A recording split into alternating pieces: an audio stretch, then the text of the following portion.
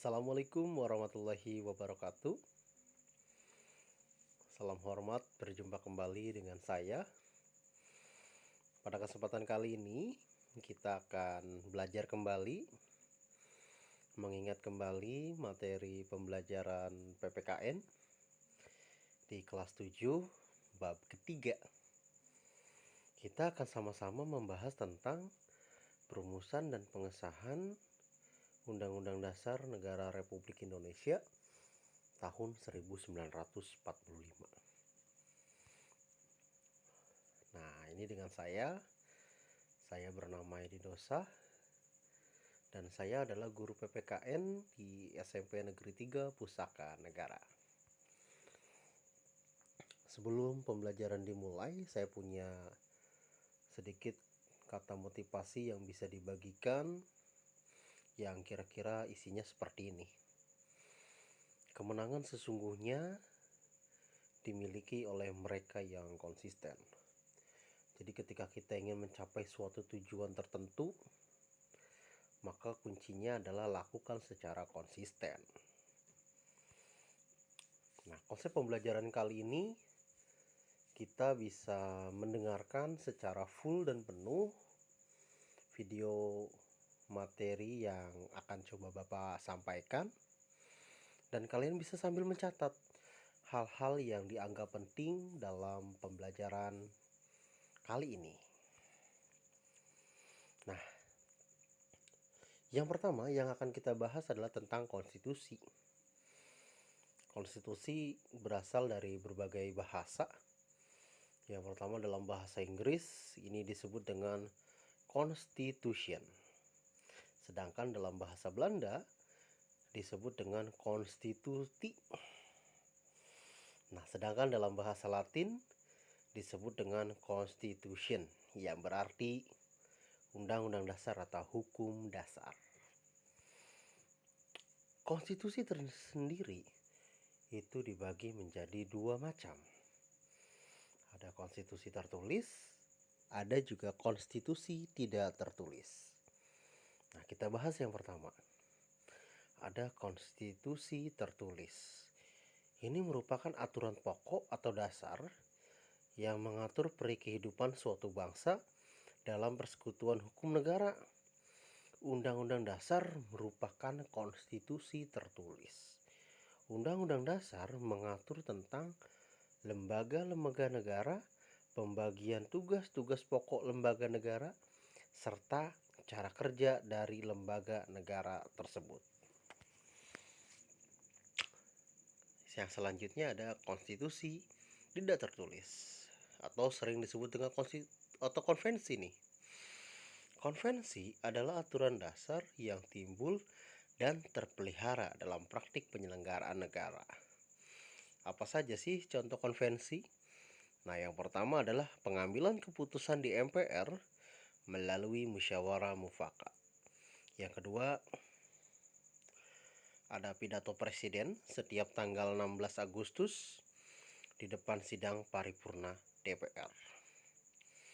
Nah, ini bisa disimpulkan bahwa Undang-Undang Dasar merupakan sumber hukum tertinggi dalam tata urutan peraturan perundang-undangan. Sehingga peraturan perundang-undangan apapun yang berada di bawahnya tidak boleh bertentangan dengan Undang-Undang Dasar Negara Republik Indonesia tahun 1945. Nah, kita lanjut mengenai konstitusi. Konstitusi adalah hukum dasar yang dijadikan pegangan dalam penyelenggaraan pemerintah negara. Oleh karena itu, menurut Jimli Adesidyiki, konstitusi bukan undang-undang biasa. Konstitusi tidak bisa ditetapkan oleh lembaga legislatif biasa, tetapi oleh badan khusus dan lebih tinggi kedudukannya dalam hierarki hukum. Konstitusi merupakan hukum yang paling tinggi dan fundamental sifatnya, sehingga peraturan-peraturan di bawahnya tidak boleh bertentangan dengan Undang-Undang Dasar. Nah, ini merujuk juga pada buku Konstitusi dan Konstitusionalisme karangan Jimli Adesidyiki yang menyebutkan bahwa Naskah Undang-Undang Dasar 1945 pertama kali dipersiapkan oleh BPUPKI. Hal itu dilakukan pada masa sidang kedua, tanggal 10 Juli sampai dengan 10 Juli 1945. Saat itu, dalam sidang dibahas hal-hal teknis tentang bentuk negara dan pemerintahan baru yang akan dibentuk. Selanjutnya, Panitia Perancang Undang-Undang Dasar pada tanggal 13 Juli 1945 berhasil membahas beberapa hal dan menyepakati antara lain tentang ketentuan lambang negara, negara kesatuan, sebutan Majelis Permusyawaratan Rakyat, dan membentuk panitia penghalus bahasa yang terdiri dari Jaja Diningrat, Salim, dan Supomo. Rancangan Undang-Undang Dasar diserahkan kepada panitia penghalus bahasa. Sebelum dilanjutkan, kalian bisa mencatat poin-poin ini. Jadi pada tanggal 14 Juli 1945, BPUPKI mengadakan sidang dengan agenda pembicaraan tentang pernyataan kemerdekaan.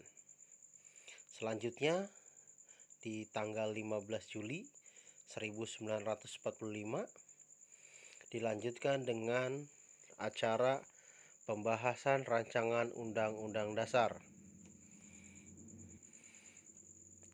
Selanjutnya, tentang naskah Undang-Undang Dasar akhirnya diterima dengan suara bulat pada sidang BPUPKI. Salah. Menit ke-7. Naskah Undang-Undang Dasar akhirnya diterima dengan suara bulat pada sidang BPUPKI tanggal 16 Juli 1945. Selain itu juga diterima usul-usul dari Panitia Keuangan dan Panitia Pembelaan Tanah Air.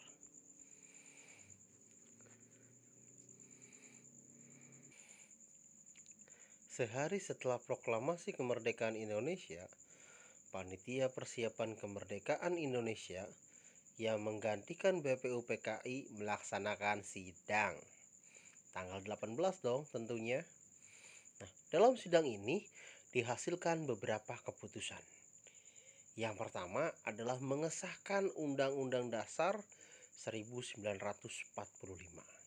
Yang kedua, menetapkan Insinyur Soekarno sebagai presiden dan Muhammad Hatta sebagai wakil presiden Republik Indonesia.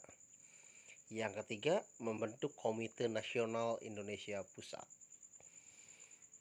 Nah, sidang PPKI telah melakukan beberapa perubahan rumusan pembukaan Undang-Undang Dasar, naskah Piagam Jakarta, dan rancangan batang tubuh Undang-Undang Dasar hasil sidang kedua sebagai berikut. A. Kata mukadimah diganti dengan kata pembukaan.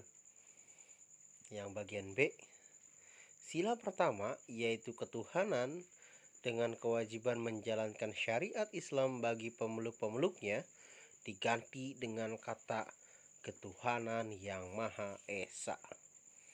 C. Perubahan pasal 6 UUD yang berbunyi Presiden ialah orang Indonesia asli yang beragama Islam berubah menjadi Presiden ialah orang Indonesia asli. Poin D. Pasal 28 Undang-Undang Dasar 1945 yang awalnya berbunyi negara berdasar atas ketuhanan dengan kewajiban menjalankan syariat Islam bagi pemeluk-pemeluknya diganti menjadi pasal 29 Undang-Undang Dasar 1945 yang berbunyi negara berdasar atas ketuhanan yang Maha Esa. Nah, apa sih arti penting Undang-Undang Dasar Negara Republik Indonesia tahun 1945 bagi bangsa dan negara Indonesia. Undang-Undang Dasar Negara Republik Indonesia tahun 1945 berisi aturan-aturan dasar kehidupan bernegara di Indonesia. Kedudukannya sebagai hukum yang paling tinggi dan fundamental, sifatnya karena merupakan sumber legitimasi atau landasan bentuk-bentuk peraturan perundang-undangan di bawahnya. Sesuai dengan prinsip hukum yang berlaku universal, maka semua peraturan perundang-undangan yang berlaku di Indonesia tidak boleh bertentangan dengan dan harus berpedoman pada Undang-Undang Dasar Negara Republik Indonesia tahun 1945. Setiap bangsa yang merdeka akan membentuk suatu pola kehidupan berkelompok yang dinamakan negara. Pola ini dalam bernegara perlu diatur dalam suatu naskah berupa aturan hukum tertinggi dalam kehidupan negara Republik Indonesia yang kita beri nama Undang-Undang Dasar Negara Republik Indonesia tahun 1945. Terima kasih untuk segala partisipasi dan perhatiannya. Jangan lupa yang belum subscribe, ayo subscribe, dukung channel ini, serta berikan like kalian. Dan jika kalian bermanfaat untuk channel ini, silakan bagikan sebanyak mungkin, serta berikan komentar untuk agar kami lebih bersemangat dalam membuat konten. Terima kasih, saya akhiri. Wassalamualaikum warahmatullahi wabarakatuh. See you next time.